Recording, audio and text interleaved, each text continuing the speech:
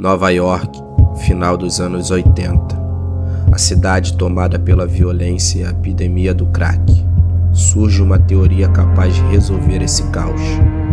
A chamada Teoria das Janelas Quebradas.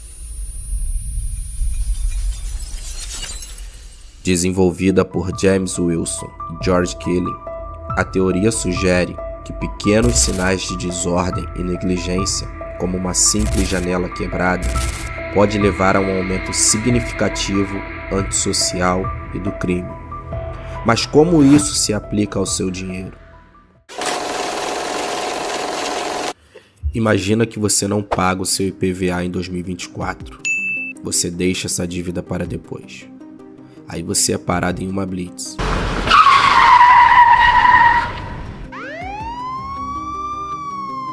Seu carro vai para o pátio e agora você tem que pagar o IPVA mais a diária. Perceba como a desordem financeira, assim como a desordem urbana, tendem a se expandir. Trate toda a dívida e gasto como uma janela que precisa ser consertada imediatamente. A teoria também pode ser aplicada ao seu hábito de economizar. Se você não tem um plano de poupança ou reserva de emergência, isso pode ser comparado a uma cidade sem manutenção. Sem uma poupança, qualquer imprevisto pode se tornar uma crise financeira. Portanto, é essencial seguir um plano consistente. Mesmo que você comece economizando pequenas quantias, o importante é criar o hábito de poupar. Com o tempo, essas economias se transformam em uma rede de segurança sólida. Por fim, a teoria das janelas quebradas nos ensina a importância de cuidar dos pequenos detalhes. No contexto financeiro, isso significa prestar atenção aos seus hábitos diários de consumo. Pequenos gastos como um café caro todos os dias, um almoço no trabalho ou mesmo um Uber podem parecer insignificantes, mas se acumulam ao longo do tempo, resultando em uma grande diferença no seu saldo bancário.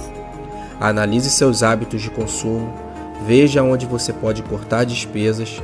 Pequenas mudanças no dia a dia acabam com um impacto significativo nas finanças a longo prazo.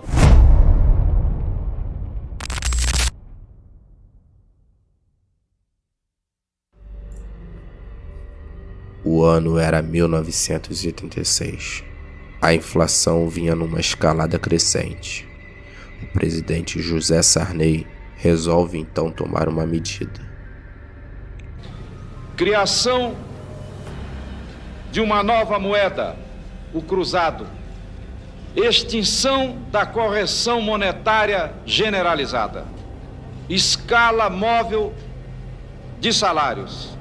Congelamento total de preços, tarifas e serviços.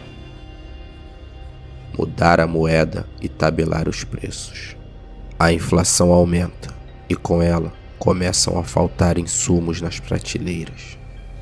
O caos toma conta e nada se resolve. Sai então José Sarney e entra Fernando Collor de Mello, com uma série de medidas impopulares, entre elas o inesquecível confisco da poupança. Em 92, sofreu o processo de impeachment. Sim, 441. O parecer foi aprovado.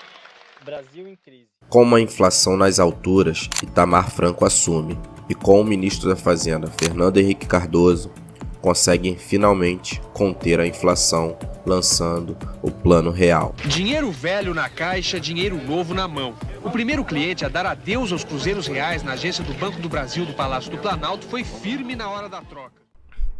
FHC estabilizou a economia, mas também dobrou a dívida pública.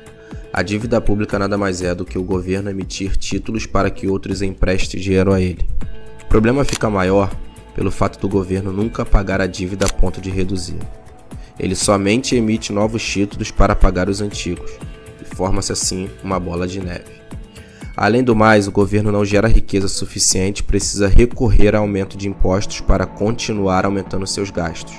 São dessas necessidades que vem a vontade de taxar os Ubers, taxar as compras online. Estão pensando até em taxar o Pix. Imposto, imposto, imposto. O brasileiro já precisa trabalhar quase 151 dias somente para pagar impostos. Por isso é importante a educação financeira, sendo ela uma ferramenta poderosa para ajudar a população a lidar com a inflação e os gastos do governo. Quando as pessoas entendem como o governo afeta o seu poder de compra, elas aprendem a gerir melhor suas finanças e a tomar decisões mais informadas, como diversificar seus investimentos e buscar formas de proteger o seu patrimônio a longo prazo contra a inflação e as burrices do governo.